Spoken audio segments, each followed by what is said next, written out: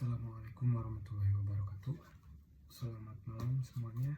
Perkenalkan, saya Muhammad Yazid dari kelas IF 25D ingin membacakan tugas dari mata kuliah Pendidikan Pancasila.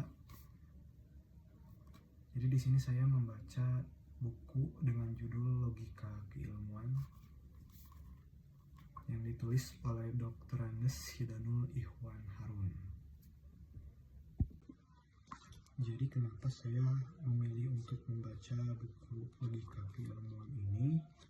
Karena dulu itu saya beli buku ini tuh sekitar tahun 2025. Jadi dulu itu saya termotivasi untuk belajar filsafat dan ingin mempunyai pikiran-pikiran yang logis lah, begitu.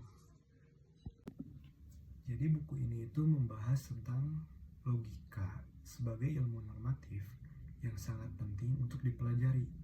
Jadi logika itu bukan hanya logikanya itu tersendiri, tetapi logika itu sebagai penunjang ilmu-ilmu dalam persiapan untuk berpikir secara ilmiah. Jadi dalam buku ini disebutkan bahwa pengetahuan manusia itu dikelompokkan menjadi 3. Dalam bagian besarnya itu ada filsafat, ada ilmu, dan ada teknologi.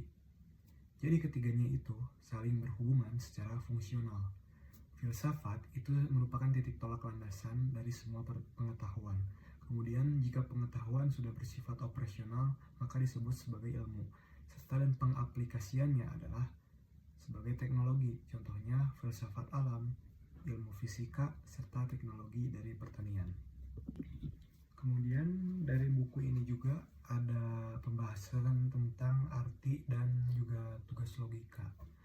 Jadi logika itu adalah berasal dari bahasa Yunani, yaitu bahasanya itu adalah logike, yang berarti perkataan, ucapan atau pikiran. Dalam bahasa Arab juga dikenal sebagai mantik. Jadi logika itu mempelajari norma-norma bernalar yang benar agar kita dapat memperoleh pengetahuan yang baru. Serta logika juga meluruskan cara bernalar kita agar menghasilkan pengetahuan yang benar atau valid. Kemudian juga perlu kita pahami bahwa perbedaan antara berpikir serta bernalar.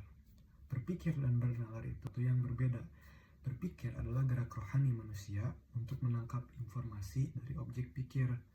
Kemudian sedangkan penalaran adalah proses untuk menemukan pengetahuan baru berdasarkan beberapa pengetahuan lama. Jadi ada juga pembahasan mengenai definisi dan manfaat logika. Definisi logika secara sederhana itu adalah ilmu tentang penalaran atau penyimpulan. Jadi secara lebih spesifik, logika adalah ilmu normatif yang memberikan aturan dan prinsip yang harus diikuti supaya dapat berpikir secara sahih atau valid.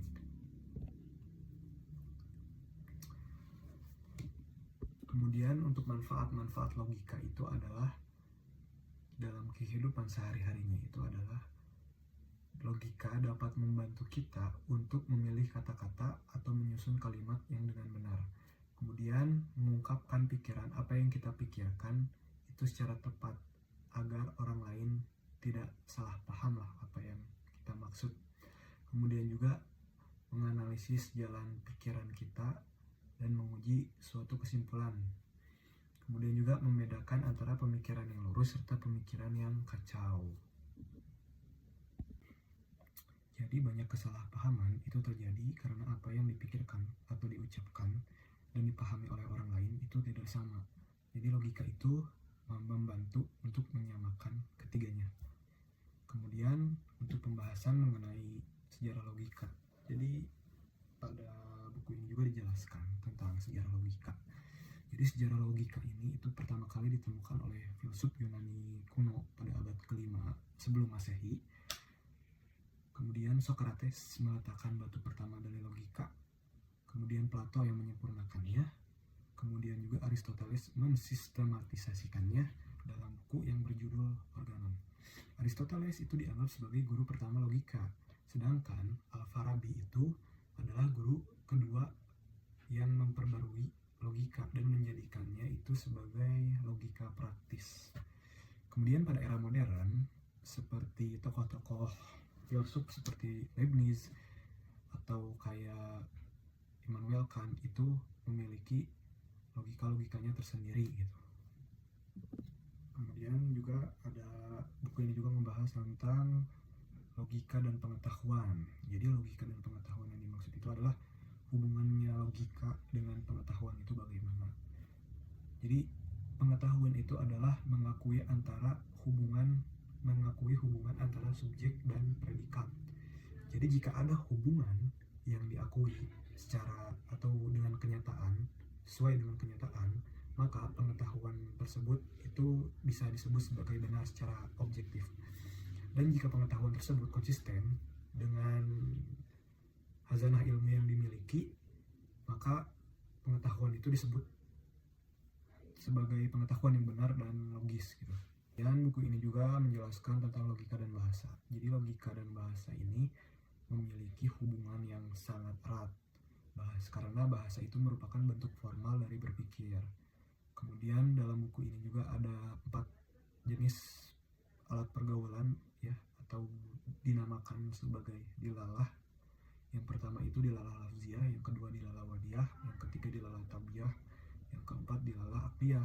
Dilalah lafziyah itu kayak bahasa atau tulisan gitu, isyarat, bahasa isyarat. Kemudian dilalah wadiyah itu adalah kayak perasaan gitu ya, yang dirasakan, contohnya bendera setengah tiang. Kemudian dilalah tabiyah itu seperti tanda alamiah, contohnya kayak muka ya jadi merah.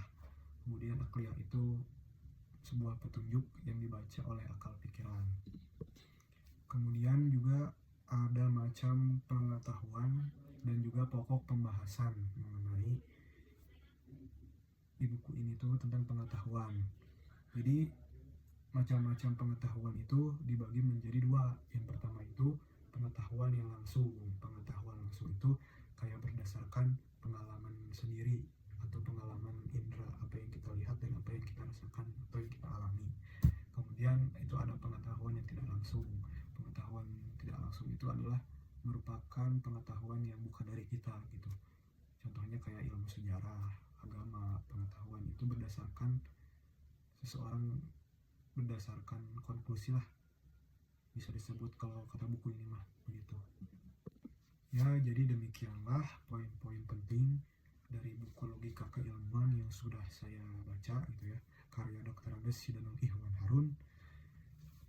Jadi intinya itu adalah logika itu adalah ilmu normatif yang mengajarkan kita bagaimana cara berpikir yang benar, kemudian cara yang berpikir yang lurus juga, serta agar dapat menghasilkan sebuah kesimpulan yang benar atau yang valid serta sesuai dengan kenyataan atau faktanya.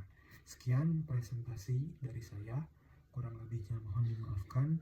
Wassalamualaikum warahmatullahi wabarakatuh.